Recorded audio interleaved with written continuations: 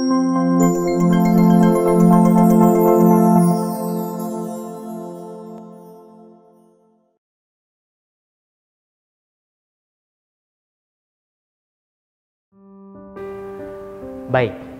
kita tahu Bapak Ibu ada 7 aspek di dalam pedagogical content knowledge menurut Maureen Deschimmer. Kita akan uraikan satu persatu. Yang pertama ada yaitu konten. Konten berarti isi, ini berarti seluruh rangkaian informasi atau pengetahuan yang dimiliki oleh sebuah topik untuk diajarkan ke dalam kelas. Guru harus bisa mendefinisikan konten yang ingin dia sampaikan sejelas-jelasnya, sedetail-detailnya.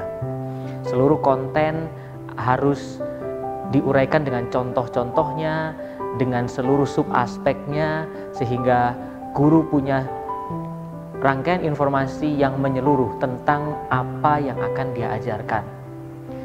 Bagian yang kedua adalah konteks. Konteks merupakan situasi di mana guru membawakan, mengemas konten tadi dengan bahasa yang lain, dengan pengemasan yang berbeda, sehingga siswa tidak merasa dia sedang mempelajari sebuah topik tertentu. Konteks bisa berupa sebuah kejadian, konteks bisa berupa sebuah contoh kasus, konteks bisa sebuah proyek yang mereka perlu kerjakan ketika mulai mempelajari sebuah topik. Pada konteks inilah guru bisa mengemas sehalus mungkin apa yang akan dipelajari siswa pada topik tersebut. Bagian yang ketiga adalah knowledge of learners and learning. Bagian ini guru perlu mendefinisikan beberapa aspek, yaitu knowledge of learner dan knowledge of learning. Knowledge of learner merupakan kemampuan guru untuk mengetahui siapa saja profil siswanya, bagaimana gaya belajar masing-masing siswanya, dan bagaimana kemungkinan kondisi emosional siswa pada saat guru mengajar di kelas. Nah, ketiga aspek inilah yang akan menentukan seberapa tajam guru nanti merancang pola asesmen, bagaimana guru merancang, memutuskan konteks apa yang lebih tepat untuk membawakan topik tersebut. Bagian yang kedua adalah knowledge of learning. Knowledge of learning berarti guru perlu punya pengetahuan tentang bagaimana membelajarkan siswa pada topik tersebut.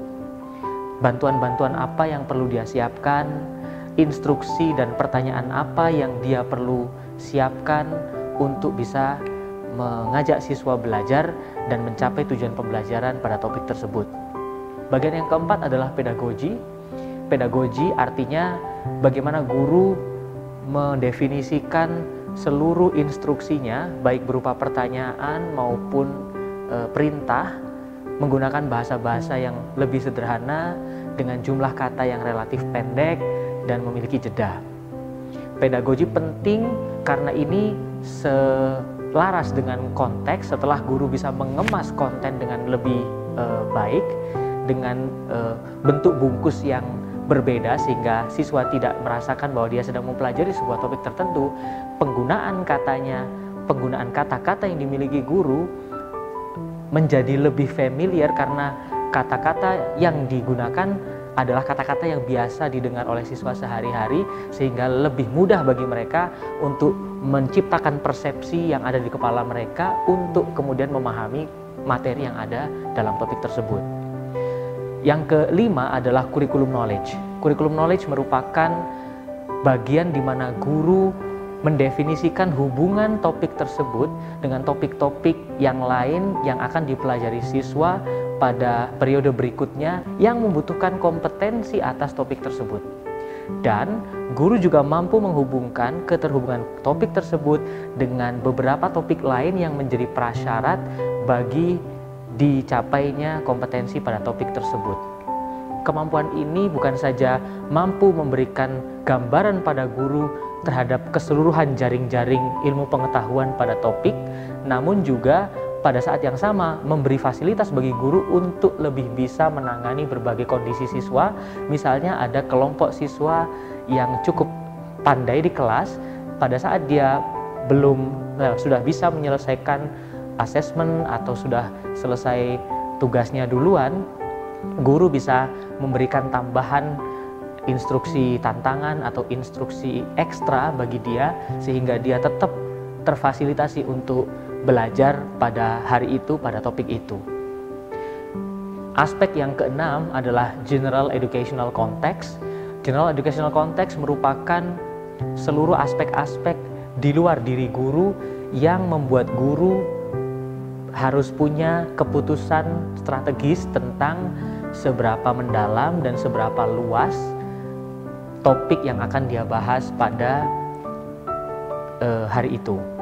Contoh aspek-aspek di luar guru adalah misalnya ada berapa banyak siswa di dalam kelas. Tentu seorang guru ketika masuk kelas tidak bisa memilih. Ada 40 siswa dalam kelas, ada juga yang mungkin cuma 20 siswa di dalam kelas, yang masing-masing punya tantangan masing-masing. Dan yang kedua misalnya ada berapa banyak persentase siswa yang kategori high achiever, ada berapa persen siswa kategori middle achiever, ada berapa persen siswa kategori low achiever. Itu juga sesuatu yang ada di luar kuasa guru, karena proses kategorisasi siswa yang dimasukkan dalam satu kelas merupakan sebuah keputusan yang ada di luar dirinya. Misalnya adalah keputusan sekolah, keputusan tim guru counseling atau guru BK, sehingga pada saat guru masuk kelas ya itulah tipe siswa dan komposisi masing-masing kelompok siswa yang dia sedang hadapi. Yang ketiga misalnya adalah satuan waktu yang dia miliki pada saat satu kali pertemuan. Misalnya untuk kelas SMP ada 2 kali 40 menit, atau untuk yang SMA 2 kali 45 menit. Ini adalah hal yang sudah menjadi jatah atau patokan yang guru miliki setiap kali bertemu dengan siswa di kelas. Nah, hal-hal yang mengikat bagaimana guru merancang pola pembelajaran di kelas sebagai sesuatu yang ada di luar dirinya, inilah yang kita sebut dengan nama general educational context. Sehingga aspek-aspek yang saya uraikan tadi mempengaruhi seberapa banyak materi yang akan dia bahas dan seberapa luas materi yang akan disampaikan. Aspek yang ketujuh merupakan assessment procedure, evaluation of outcomes, educational end, purpose and value. Pada bagian ini, guru mencoba mengkalibrasi antara bagaimana dia melakukan assessment pada setiap tahap pembelajaran dan menghubungkannya dengan tujuan pembelajaran yang ingin dia capai di akhir pembelajaran. Sebagian dari kita mungkin kurang merasa aware bahwa ternyata setiap tahapan assessment yang harus dilakukan oleh guru mestinya harus beririsan dengan tujuan-tujuan pembelajaran yang akan dicapai. Semakin tidak bersinggungan, maka pada dasarnya semakin jauh siswa untuk mencapai kompetensi yang kita inginkan. Oleh karena itu, dari waktu ke waktu, guru bisa mengecek kembali apakah asesmen-asesmen dari tiap tahap yang dia lakukan di dalam kelas ternyata beririsan, berkorelasi dengan tujuan pembelajaran yang ingin siswa capai pada akhir pembelajaran.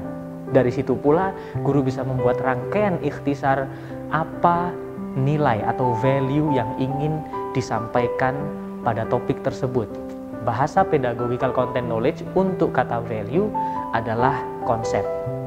Ada banyak sekali topik-topik yang dimiliki dari setiap mata pelajaran ternyata terhubung dengan topik-topik yang lain di mata pelajaran yang lain sekalipun. Nah, dengan cara guru menyadari apa konsep yang akan diajarkan, dia akan lebih tahu bahwa ternyata siswa sedang mempelajari konsep-konsep yang serupa, namun diejawantahkan dalam topik-topik yang berbeda, di kelas-kelas yang berbeda. Sehingga sebenarnya dari waktu ke waktu mereka mempertajam penalaran mereka atas sebuah nilai. Nah, untuk topik yang akan saya uraikan di video berikutnya adalah larutan elektrolit, yaitu mata pelajaran kimia kelas 10. Akan saya kupas dalam setiap aspek dari 7 yang saya uraikan tadi pada video-video berikutnya.